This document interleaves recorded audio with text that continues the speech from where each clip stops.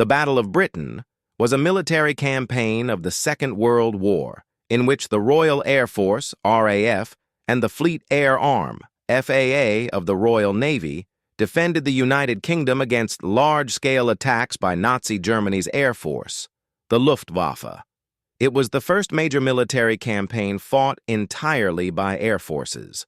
The British officially recognized the battle's duration as being from 10th July until 31st October 1940, which overlaps the period of large-scale night attacks known as the Blitz, that lasted from 7th September 1940 to 11th May 1941. German historians, however, do not follow this subdivision and regard the battle as a single campaign lasting from July 1940 to May 1941, including the Blitz. Shortly after the withdrawal of British forces from the European continent in the Dunkirk evacuation, late May, early June 1940, Germany's armored forces completed their blitzkrieg invasion of France. The French government collapsed on June 16th and was replaced by a regime that immediately sued for peace. This left the British suddenly alone in their island home as the last bastion against the menace of tyranny. On the German side, no plans had been made for an invasion of Britain before the Germans launched their offensive against France, nor were any made even when the collapse of France was assured. German leader Adolf Hitler evidently counted on the British government's agreeing to a compromise peace on the favorable terms he was prepared to offer, and so he had no desire to press the conflict to a decisive conclusion.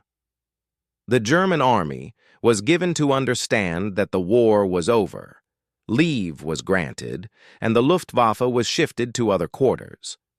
Even when Churchill's determination to continue the war was made manifest, Hitler still clung to the belief that it was merely a bluff, feeling that Britain must recognize her militarily hopeless situation. That hope of his was slow to fade.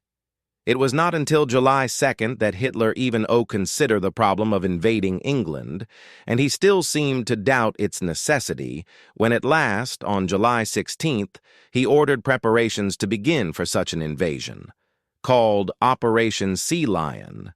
Hitler stipulated that the expedition be ready by mid-August. The German army was in no way prepared for such an undertaking. The staff had not contemplated it, the troops had been given no training for landing operations, and nothing had been done to build landing craft for the purpose. All that could be attempted was a hurried effort to collect shipping, bring barges from Germany and the Netherlands, and give the troops some practice in embarkation and disembarkation. The German generals were very apprehensive of the risks that their forces would run in crossing the sea, and the German admirals were even more frightened about what would happen when the Royal Navy appeared on the scene. They had no confidence in their own power to stop the enemy, and they insisted that the responsibility for doing so be placed on the Luftwaffe. Air Marshal Hermann Göring expressed confidence that his planes could check British naval interference and also drive the RAF out of the sky. So it was agreed that Göring would try his preliminary air offensive, which did not commit the other services to anything definite, while the time for the invasion attempt would be postponed to mid-September. Beginning with bomber attacks against shipping on July 10th and continuing into early August, a rising stream of air attacks was delivered against British convoys and ports. Then, on August 13th, the main offensive, called Adler Angriff, that is Eagle Attack, by Hitler, was unleashed, initially against air bases but also against aircraft factories and against radar stations in southeastern England. Although targets and tactics were changed in different phases, the underlying object was always to wear down Britain's air defense, and indeed the effort severely strained the limited resources of fighter command under Air Chief Marshal Sir Hugh Dowding.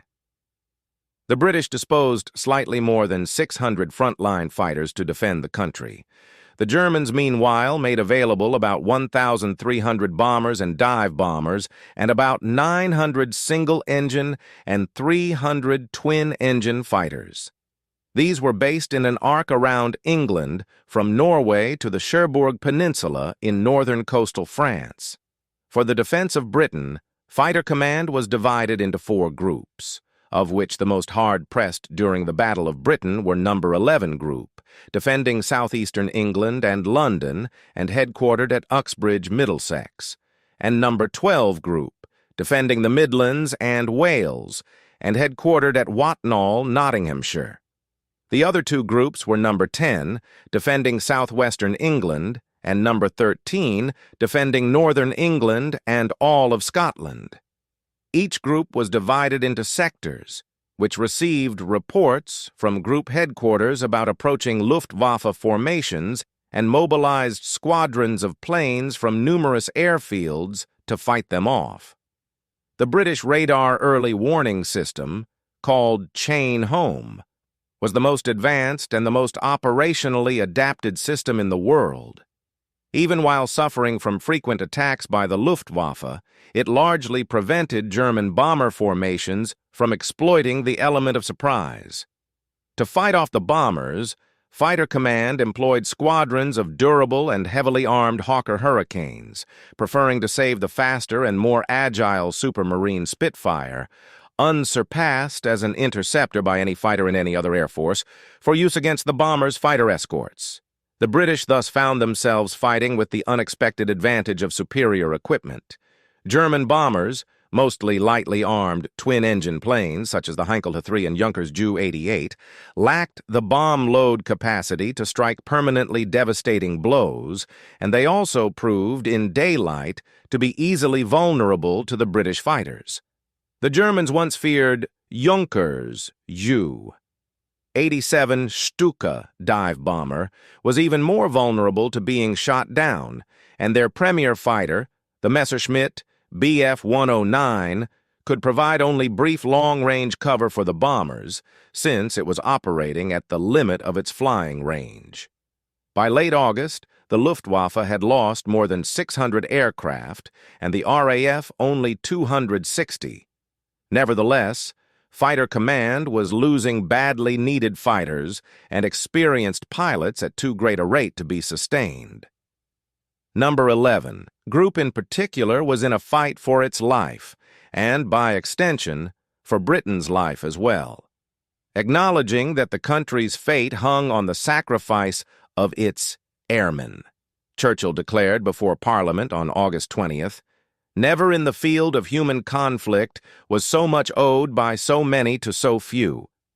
In addition to technology, Britain had the advantage of fighting against an enemy that had no systematic or consistent plan of action.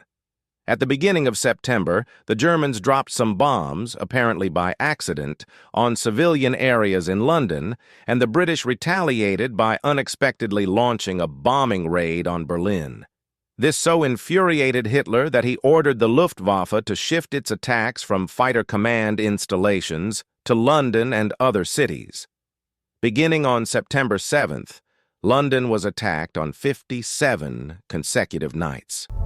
The bombing of London, Coventry, Liverpool, and other cities went on for several months, but it had the immediate benefit for the RAF of relieving the pressure on No. 11 Group and also bringing more German bomber formations into the sectors of the formidable No. 12 Group.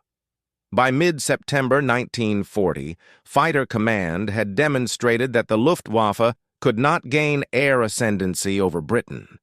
British fighters were shooting down German bombers faster than German industry could produce them. The Blitz, as the night raids came to be called, was to cause many deaths and great hardship for the civilian population, but it contributed little to the main purpose of the air offensive, to dominate the skies in advance of an invasion of England. On September 3rd, the date of invasion had been deferred to September 21st, and then on September 19th, Hitler ordered the shipping gathered for Operation Sea Lion to be dispersed. On October 12th, he announced that the operation was off for the winter. and long before the arrival of spring, he decided to turn eastward against Russia. Plans for an invasion were definitively discarded. The campaign against Britain henceforth became purely a blockade of its sea approaches, conducted mainly by submarines and only supplemented by the Luftwaffe. Germany's failure to destroy Britain's air defenses and force it out of the war was the first major German defeat in the Second World War. The Battle of Britain takes its name from the speech given by Prime Minister Winston Churchill to the House of Commons on 18 June. What General Vigan called the Battle of France is over. I expect that the Battle of Britain is about to begin. What do you think of Churchill allowing Britain to enter World War II even when Hitler offered him peace terms? Would it not have saved unnecessary destruction and loss of lives? Or was a strategist's plan to allow or get the Americans into World War II? Drop your thoughts below and remember to check out our history quizzes in the community section. Like, share, subscribe, and hit that notification bell for more upcoming videos.